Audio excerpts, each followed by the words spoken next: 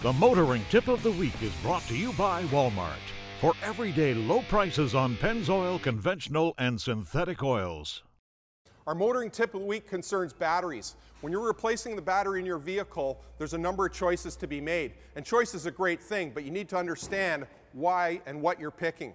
Now, when you go to the batteries, you may have a number of different selections. First of all, we're going to look at the BCI group size. That's what describes the physical fitment of the battery that physically fits this vehicle. Now this Ford Edge takes a BCI group 59 battery.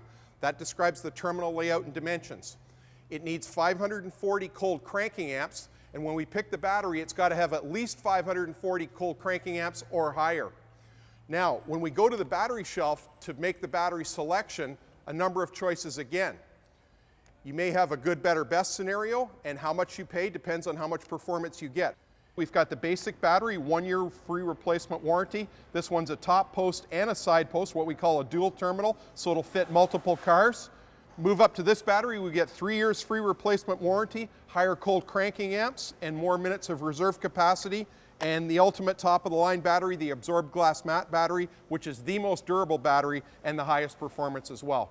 Now, when you opt up to a better battery, you typically get 3 things. More warranty, as I just mentioned, higher cold cranking amps, which gets you started on the cold morning, and more reserve capacity. And reserve capacity is a rating of a 25 amp load and how many minutes the battery can sustain that. And how that relates to you is if your alternator should fail and you have to limp the car home with no charging system, it's the number of minutes you can drive before the battery fails or won't start the car.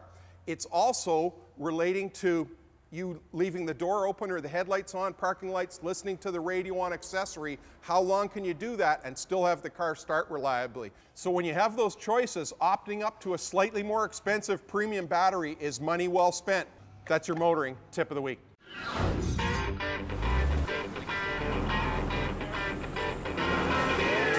People need to drive these cars and see what they can do and compare them against the perceived younger cars, because this is not your grandpa's Cadillac.